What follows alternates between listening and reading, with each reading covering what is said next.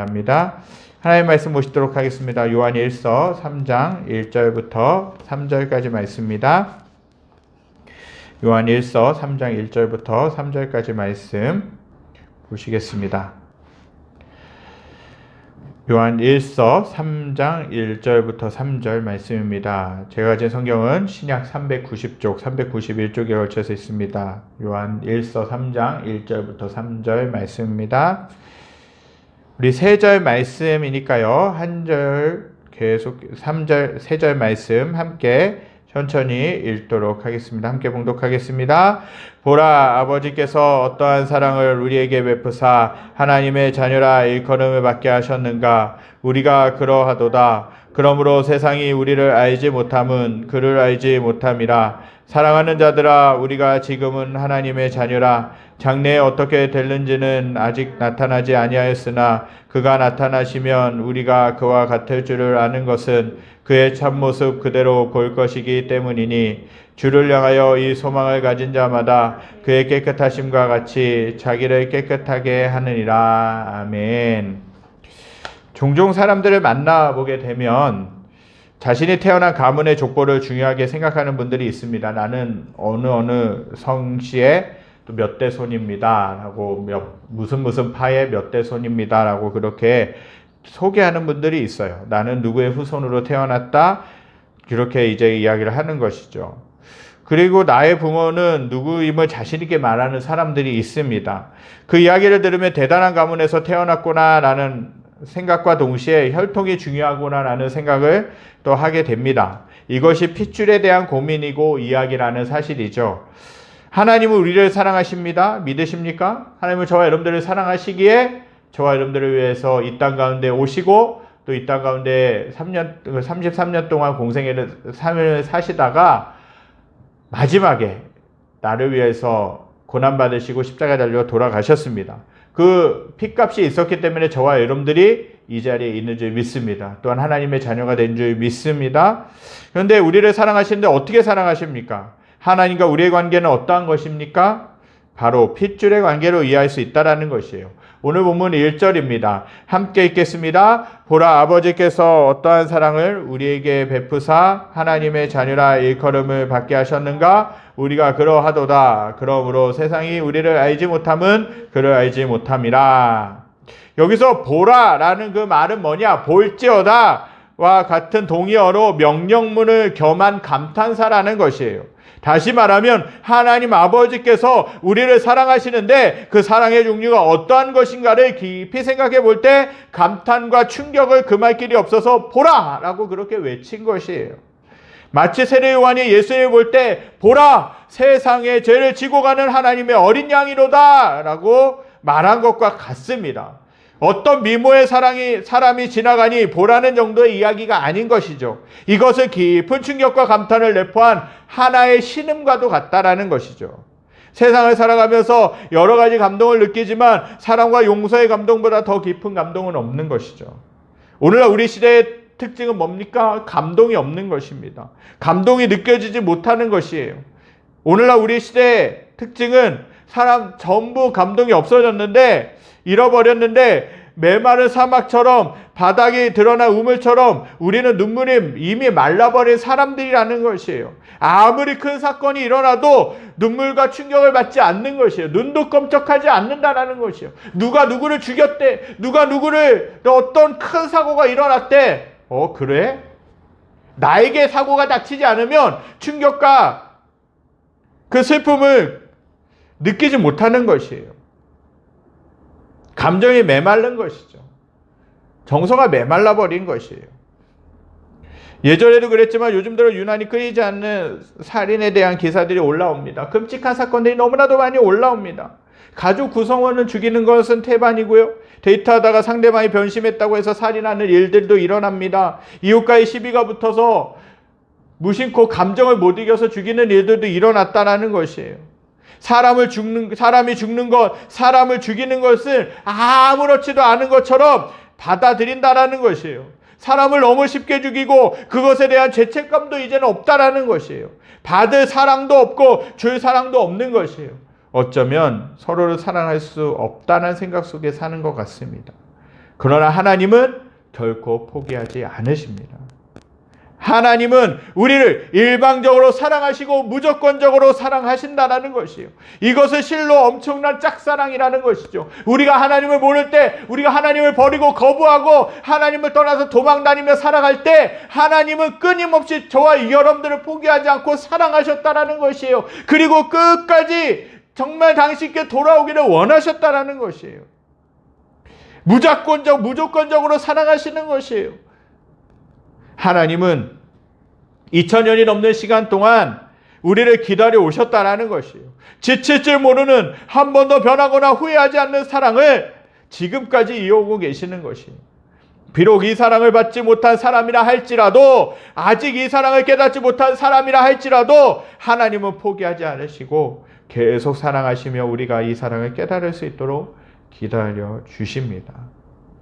구약 성경에 호세아서가 있는데 그 호세아서를 보게 되면요, 이러한 사랑의 깊이를 조금 이해할 수 있습니다. 호세아라고 하는 선지자는 음란한 아내를 취해 음란한 자식을 낳으라는 하나님의 명령을 받고 고멜이라는 한 여자를 사랑해야만 했습니다. 고멜은 음란한 이스라엘을 상징한다라는 것이에요. 엄청나게 추잡한 여인이라 할지라도 버릴 수 없는 호세아의 처지가 곧 하나님의 심장이라는 것이에요. 만약에 내 사랑하는 아내가, 내 사랑하는 남편이 외도를 하게 되면 여러분들 한두 번은 용서할 수 있어요. 힘들지만 용서할 수 있어요. 그러나 계속해서 그러한 삶을 살아간다면 여러분들 용서할 수 있겠습니까? 정말 그 사람을 품을 수 있겠느냐는 것이에요. 근데 호세아서에 보면요, 하나님이 그럼에도 불구하고, 음란한 여인임에도 불구하고 여전히 조금만 더 편해지면 더 집 나가서 더 음란한 짓을 하고 있는 그 여인인 고멜을 향하여서 끝까지 데려오라라고 이야기하는 것이에요. 그것이 뭡니까? 하나님과 이스라엘 백성과의 관계를 말해주는 것이에요. 이스라엘 백성들이 하나님을 섬기지도 않고 하나님을 따르지도 않고 정말 우상 숭배하고 불순종하고 그런 삶이었지만 하나님은 그럼에도 불구하고 이스라엘 백성들을 포기할 수가 없으셨다라는 것이에요. 끝까지 돌아오기를 원하셨다라는 것이에요. 그런 그 상징을 누구를 통해서 보여주시느냐? 호세아 선지자를 통해서 보여주셨다라는 것이에요. 예뻐서 사랑하거나 잘나서 사랑하는 것이 결코 아닙니다. 하나님은 다만 우리를 사랑하시기로 결정하셨다는 것이에요. 그리고 자기 아들을 십자가에 희생시키시면서 그 사랑을 완성하셨다는 사실입니다. 이것이 하나님의 사랑이라는 사실입니다. 이 사랑을 멀리서 볼 때는 무감각했지만 이 사랑 앞에 한 걸음 한 걸음 다가갈수록 충격을 받을 수밖에 없습니다. 하나님은 우리에게 어떤 사랑을 주셨습니까? 하나님의 자녀라 일컬음을 받는 사랑을 주셨다라는 것이에요. 이는 우리가 본래 하나님의 자녀가 아니었다라는 말입니다. 우리는 하나님의 자녀이기는커녕 하나님과 원수 관계에 있었던 사람이에요. 요한복음 8장 44절입니다. 너희는 너희 아비 마귀에게서 났으니 너희 아비의 욕심대로 너희도 행하고자 하느니라. 그는 처음부터 살인자요 진리가 그 속에 없으므로 진리에 서지 못하고 거짓을 말할 때마다 제 것으로 말하나니 이는 그가 거짓말쟁이요 거짓의 아비가 되었습니다. 그렇게 말하고 있어요. 우리 아버지는 하나님이 아니라 마귀였다라는 것이에요. 그렇기 때문에 우리 안을 자세히 살펴보면 마귀의 욕심이 있고 마귀의 살인성이 있고 마귀의 거짓이 있음을 발견하게 되는 것이죠. 우리의 아비는 마귀였다라는 것이에요. 어제 다니엘 기도에 간증자로 세우신 그 이승재 목사님이 간증을 하시는데, 그 삶에 대해서 간증을 하시는데, 장애를 가진 누나가 있었다라는 것이요. 장애를 가진 누나가 있었는데 아버지는 여러 가지 도박과 여러 가지로 인하여서 여러 가지 이제 삶의 문란함으로 인해서 많은 좀 어려움을 겪었고 어머니까지도 때렸다고 합니다. 그러한 삶의 환경 가운데서 자라오면서 너무나도 많이 힘들었다 그래요. 그리고 불교를 이제 부처를 믿었기 때문에, 어머니와 같이 부처를 믿었기 때문에 계속해서 그 부처에 대해서 숭배하고 그렇게 살았다는 것이에요. 그런데 어느 대학생 수련회를 갔는데 거기서 처음에는 이제 며칠은 계속 방황하고 괜히 왔다라고 그렇게 생각을 했다라는 것이에요. 속이 이제 게임에 빠져서 넘어간 건데 괜히 왔다라고 이야기를 한 거예요. 그런데 마지막 날 밤에 하나님이 그 목사님을 만나 주신 거예요. 죄인입니다. 당신들은 죄인입니다라고 그렇게 외칠 때마다 그 마음 가운데 어찌할 줄 모르는 그 감정이 올라오더라는 거예요. 그게 이유인즉슨 장애를 가진 그 누나를 때렸다는 거예요. 그 누나가 자기 숙제를 해갖고 그 목사님이 숙제를 했는데 그 숙제를 한 종이를 찢어가지고 먹고 있더래요. 씹어 먹고 있더래요. 그러니까 정말 너무 화가 나서 엄청나게 때렸다라는 것이에요. 나는 죄인입니다라고 그렇게 선포되어지는 순간 그 마음에 그 고백들이 계속해서 올라오는 거예요. 마음속에 있는 그러한 어쩔 수 없는 감정들, 과거의 상처들, 그런 것들이 계속해서 올라오는 거예요. 그러면서 그 목사님이 하는 고백이 저의 마음을 울리는 거예요. 저는요, 아버지보다 제가 하나님을 만나고 보니까 아버지보다 더 잔인했더라는 것이에요. 저의 잔인성을 보았습니다. 인간은요, 하나님을 만나기 전에는 잔인할 수밖에 없어요. 인간 자체가 아담과 하와의 죄로부터 나와서 잔인할 수밖에 없어요. 겉으로는 착한 척하고, 겉으로는 멋있는 척하고, 겉으로는 아무런 문제 없이 살아가는 것 같지만 내 자신을, 내 내면을 정직하게 들여다보면 잔인성이 있을 수밖에 없다라는 것이에요. 우리의 원래의 신분은 마귀였다는 거예요. 마귀의 자녀였다는 것이에요. 에베소서 2장 1절 말씀처럼 우리는 허물과 죄로 이미 죽은 사람들이요 세상의 풍조를 쫓아 살아왔고 공중 권세를 잡은 자를 따라다니던 자들이었다라고 말씀하고 있는 것이에요. 우리는 본질상 다른 이들과 같이 진노의 자녀였지 하나님의 자녀가 아니었다라는 사실입니다. 저도요, 목회자이지만요, 제 자신의 모습을 들여다보면 연약성이 얼마나 많은지 몰라요. 연약한 부분들이 얼마나 많은지 몰라요. 그런데 그러한 나를 위해서 누가 대신 죽어주셨습니까? 예수 그리스도께서 대신 돌아가신 것이에요. 나의 오만한, 나의 음란함, 나의 위선, 탐욕, 독선, 여러 가지 나의 모습을 위하여서 누가 돌아가셨냐? 예수 그리스도께서 돌아가신 것이에요. 나는 마귀의 자녀였지만 그러나 예수님이 그 모든 것을 담당하시고 십자가에 달려 돌아가신 줄 믿습니다. 그러면서 성경은 하나님이 우리에게 보여주신 사랑에 대해서 이렇게 이야기하고 너는 마귀의 자식이 아니라 내 자녀다라고 말씀하시는 것이에요. 이것이 하나님의 은혜요 사랑입니다. 누가 여러분들을 위해서 대신 죽어줄 수 있겠습니까? 누가 여러분들을 위해서 대신 생명을 줄 수 있겠느냐는 것이에요.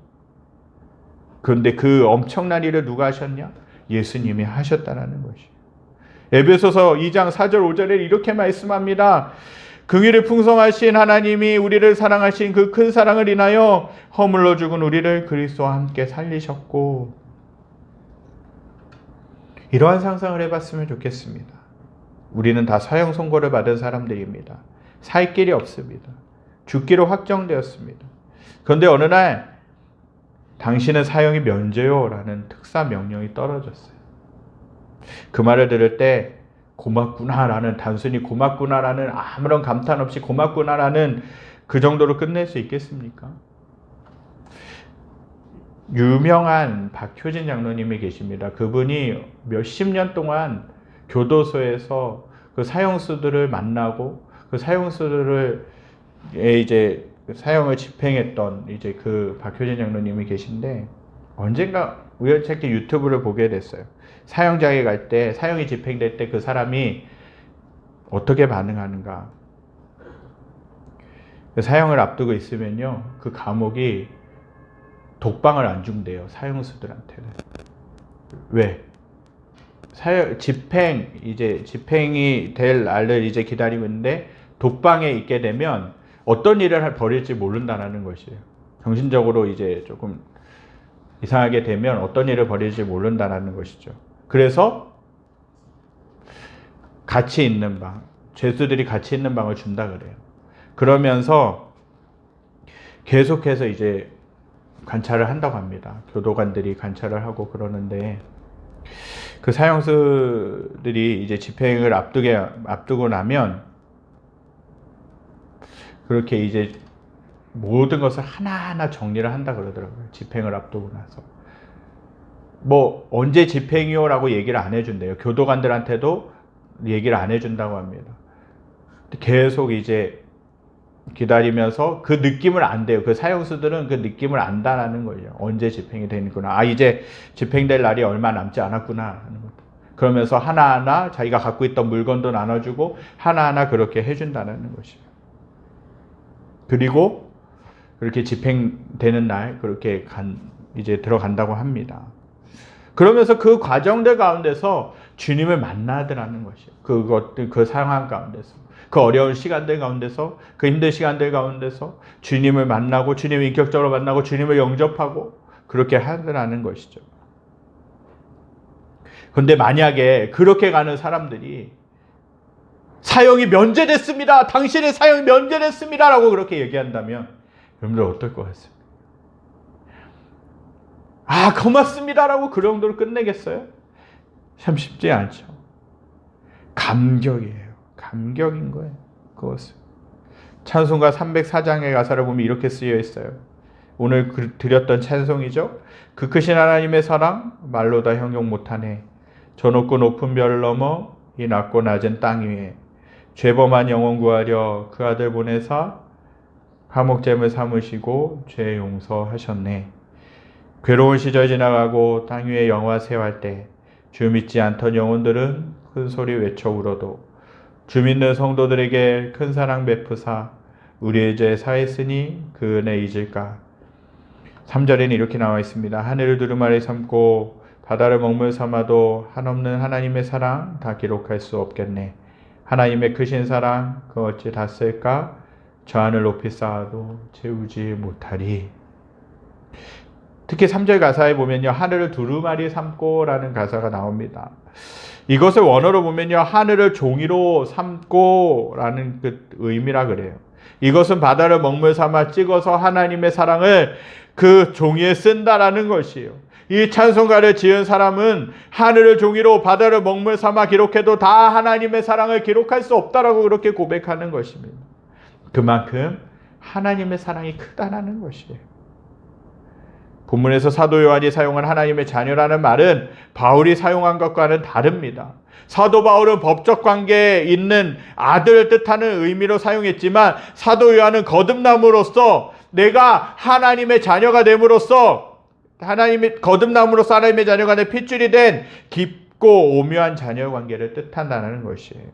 바로 이것이 하나님께서 우리를 단순히 양자로 삼아주신 것을 넘어서서 피와 핏줄이 통하도록 예수의 피를 쏟아 부어주신 사랑이라고 성경은 말하고 있습니다. 그래서 요한복음 1장 12절에서 이렇게 이야기하죠. 영접하는 자 곧 그 이름을 믿는 자들에게는 하나님의 자녀가 되는 권세를 주셨으니 그렇게 고백을 합니다. 이 말씀은 단순한 말씀이 아니라는 것이에요. 법적으로 호적상으로 입적시킨 단순의 자녀 관계가 아니라 하나님의 생명의 핏줄을 집어넣은 자녀 관계가 되었다라는 것이에요. 우리가 예수 믿기 전에는 하나님의 자녀가 아닌 마귀의 자녀였다라고 이야기해드렸죠. 그러나 이제는 예수님을 영접함으로써 하나님의 자녀가 되었다라는 것이에요. 우리는 법적 자녀 되었을 뿐만 아니라 예수의 생명의 피가 영혼에 흐르는 본질상의 자녀가 되었다라는 것이에요. 우리의 신분과 정체성을 누가 바꿔주셨냐? 하나님이 바꿔주셨다라는 사실입니다. 이 사실을 믿으시기 바랍니다. 내가 예수님을 영접합니다. 내가 그 예수님을, 나는 죄인인 것을 깨닫고 내가 예수님을 영접합니다. 그렇게 전심으로 받아들이게 되면 저와 여러분들은 하나님의 자녀가 되는 것이에요. 그렇게 되면요, 우리는 당당할 수 있는 것이에요. 어떤 분은 예수님 믿고 세례를 받고 하나님의 자녀가 되었다라고 고백하면서도 내심 자기는 하나님의 자녀답지 못하다고 생각하는 경우를 자주 보게 됩니다. 그것 때문에 갈등을 겪는 경우도 보게 되죠. 그것은 현재 내 자신의 모습을 보니 하나님의 자녀의 모습은 거의 없고 예전 모습만 있다라는 것이죠. 저도 이러한 것들을 인해 한동안 갈등을 했습니다. 나도 하나님의 뜻대로 살지 못할 때가 있는데 어떻게 내가 하나님의 자녀라고 할 수 있을까라는 생각을 하게 되죠. 하지만 이런 느낌은 진리가 아닙니다. 내 안에 연약함과 죄악을 아시면서도 이러한 우리의 모습을 위해 예수님이 대신 돌아가신 것이에요.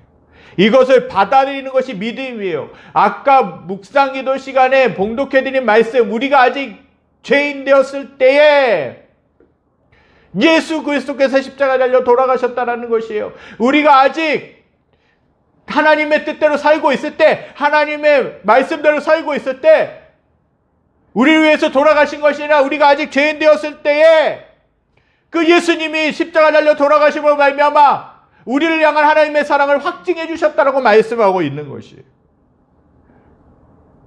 그 때문에 내 안에 연약함이 있다고, 내 안에 부족함이 있다고, 내가 때로는 하나님의 자녀답지 못한 모습이 보인다 할지라도 그것 때문에 흔들리거나 실망하지 마시기 바랍니다. 우리가 붙잡아야 될 것은 뭐냐? 감정이 아니라 진리라는 것이에요. 여전히 너는 내 아들이라고 말씀하시는 것이에요. 예수님의 생명을 주면서까지 저와 여러분들을 사랑하신 그 하나님이 너는 내 아들이라고 말씀하시는 것이에요. 우리 안에는 예수님의 생명이 있습니다. 하나님의 부활의 생명이 우리의 피 속에 흐르고 있음을 확인하고 믿으시기 바랍니다. 다른 사람이 나를 향해 예수님을 닮은 모습이 없다고 말한다 할지라도 나는 하나님의 자녀임을 선언하실 수 있게 되기를 간절히 소망합니다. 우리는 구원받고 계속해서 하나님을 닮아가는 과정 가운데 있습니다. 우리는 완벽한 사람이 아니라는 것이에요. 우리는 계속해서 하나님을 닮아가는 과정 가운데 있다는 것이에요. 우리가 끝까지 하나님을 사모하고 하나님을 바라보게 된다면 우리는 계속해서 하나님의 성품을 닮아가게 될 줄 믿습니다. 그 때문에 내 안에 연약함이 보인다 할지라도, 내 안에 부족함이 보인다 할지라도 실망하시지 마시기 바랍니다. 우리는 끝까지 나는 하나님의 자녀라는 것을 믿고 달려가야 되는 것이에요. 예수님을 믿는다는 것은 불안한 마음을 잡아두는 것이 아닙니다. 하나님은 내 아버지시요 나는 그분의 자녀임을 고백하는 것입니다. 그러면 점점 하나님을 닮아가는 모습으로 살게 될 줄 믿습니다. 오늘 본문 2절 하반절에 이렇게 말씀하고 있어요. 함께 읽겠습니다. 그의 참 모습 그대로 볼 것이기 때문이니. 이것은 놀라운 말씀이에요. 이것이 우리를 향한 하나님의 본래 목적이라는 것이. 로마서 8장은 하나님이 우리를 선택하신 이유를 말하고 있어요. 8장 29절 함께 읽겠습니다. 로마서 8장 29절 없네요. 제가 읽어드리겠습니다. 하나님 미리 아신 자들을 또한 그 아들의 형상을 본받게 하기 위하여 미리 정하셨으니 이는 그로 많은 형제 중에서 맏아들이 되게 하려 하심이니라 라고 말씀하고 있는 것이에요. 에베소서는 그리스도의 장성한 분량이 충만한 데까지 우리를 이끌어 주신다고 말합니다. 우리는 미래에 주님의 참모습 그대로로 보게 될 줄 믿습니다. 이것이 그리스도인의 소망이라는 것이에요. 오늘 본문 2절 3절에 이렇게 말씀해요. 사랑하는 자들아 우리가 지금은 하나님의 자녀라. 장래에 어떻게 될런지는 아직 나타나지 아니하였으나 그가 나타나시면 우리가 그와 같을 줄을 아는 것은 그의 참 모습 그대로 볼 것이기 때문이니 주를 향하여 이 소망을 가진 자마다 그의 깨끗하심과 같이 자기를 깨끗하게 하느니라.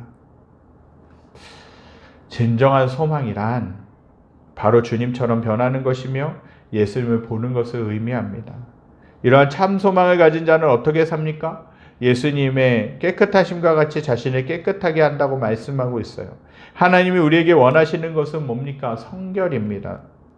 전쟁에서 이기는 비결은 무기가 아니라 성결이라는 것이에요. 하나님은 깨끗한 교회를 원하십니다. 하나님은 깨끗한 사람을 원하십니다. 하나님은 깨끗한 목사와 성도를 원하십니다. 오늘날 세상은 너무나도 더러워져 있습니다. 그런데 이 세상 가운데서 순결한 것이 능력입니다. 거룩한 것이 능력이라는 것이에요. 왜 우리에게 능력이 없습니까? 순결이 없고 거룩이 없기 때문에 그래요. 하나님이 지금 우리에게 원하시는 것은 거룩이라는 것입니다. 성결입니다. 선교와 전도, 사람을 모으는 것도 중요하지만 앞서서 갖추어질 것은 뭐냐? 성결한 삶이라는 것이에요. 저와 사랑하는 성도님들 모두 영적으로 정결하실 수 있게 되길 바랍니다. 성결하실 수 있게 되길 간절히 소망합니다. 우상을 섬기지 말고 하나님만을 섬기실 수 있게 되길 간절히 소망합니다. 그리고 도덕적으로도 깨끗함을 유지하실 수 있게 되길 간절히 소망합니다. 마음으로 죄짓지 말고 점쟁이가 있다는 것에 속아서 점치지 마실 수 있게 되길 바랍니다. 순결한 생활을 하실 수 있게 되길 바랍니다. 우리 몸은 하나님의 성전이라고 고린도전서에서 말씀하고 있습니다. 하나님은 저와 여러분들을 위해 하나밖에 없는 아들의 생명을 주셨습니다. 그리고 우리를 자녀 삼아 주셨습니다. 진노받아 마땅한 우리를, 저주받아 마땅한 우리를, 마귀의 자녀로 살고 있는 우리들을 위해서 끝까지 포기하지 않으시고 하나님의 자녀로 저와 여러분들을 삼아 주셨다는 사실입니다. 그 때문에 그 큰 사랑을 받았기 때문에 우리는 거룩함을 유지해야 된다는 것이에요. 그래서 저와 여러분들이 이러한 성결한 삶을, 주님 안에서 성결한 삶을 살아가심으로 인하여 하나님이 기뻐하시는 삶을 사실 수 있게 되기를 간절히 소망합니다. 우리 이 시간 말씀 기억하면서 찬양 드리기 원합니다. 아까 드렸던 찬양이죠. 그 크신 하나님의 사랑 말로 다 형용 못하네. 하나님이 저와 여러분들을 위하여서 엄청난 사랑을 주셨습니다. 그 사랑을 깊이 생각하시고 그 사랑을 깊이 체험하실 수 있기를 간절히 소망합니다. 몇십 년 교회를 다녔다고 해서 그 사랑을 아는 것이 아니죠. 몇십 년 신앙생활을 했다고 해서 그 사랑을 다 아는 것이 아닙니다. 혹시라도 그 사랑이 식어지셨습니까? 내가 오랜 시간 동안 신앙생활하면서 그 사랑이 식어졌다면 회복하실 수 있게 되길 바랍니다. 그리고 정말 그 사랑이 필요한 분들이라면 이 엄청난 일을 하나님이 하셨다라는 것, 예수님이 하셨다라는 것을 믿고 마음으로 받아들이고 그 사랑을 경험하실 수 있게 되길 간절히 소망합니다. 이 찬양 드리겠습니다.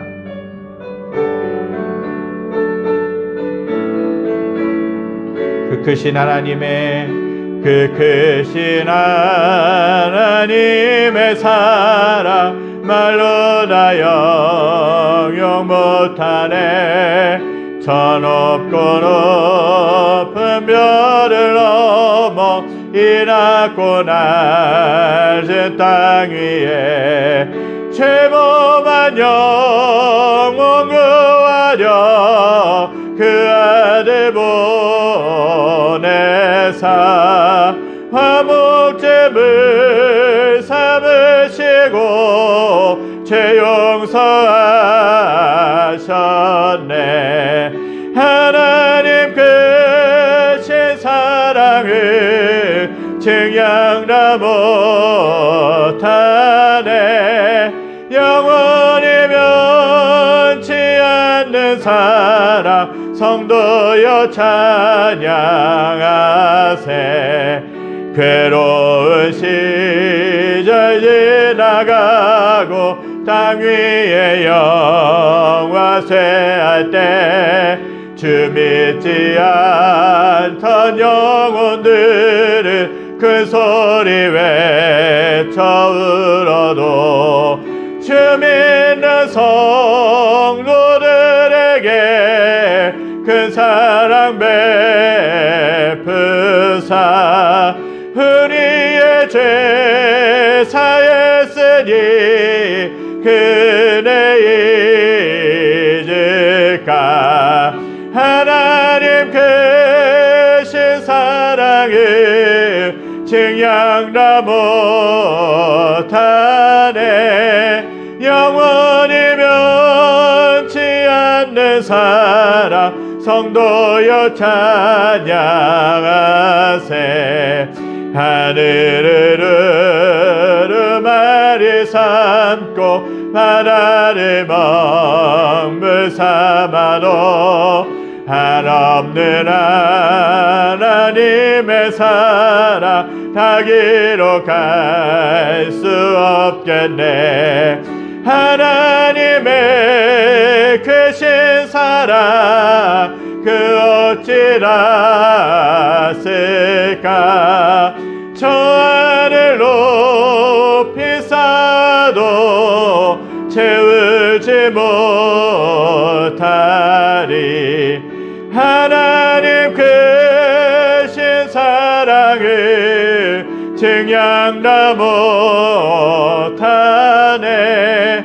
영원히 면치 않는 사랑 성도여 찬양. 하나님 크신 사랑을, 하나님 크신 사랑을 증량다 못하네.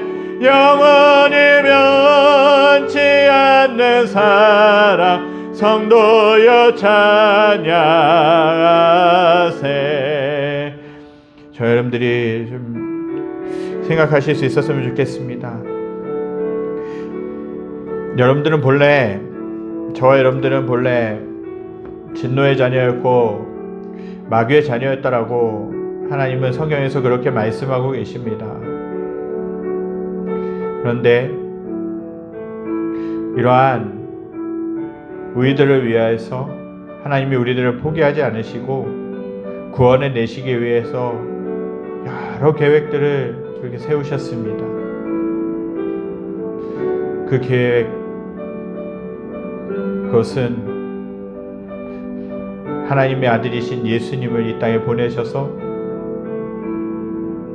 그분이 나를 대신해서 고난받으시고 십자가 달려 돌아가시는 그 엄청난 일이었다라는 것입니다.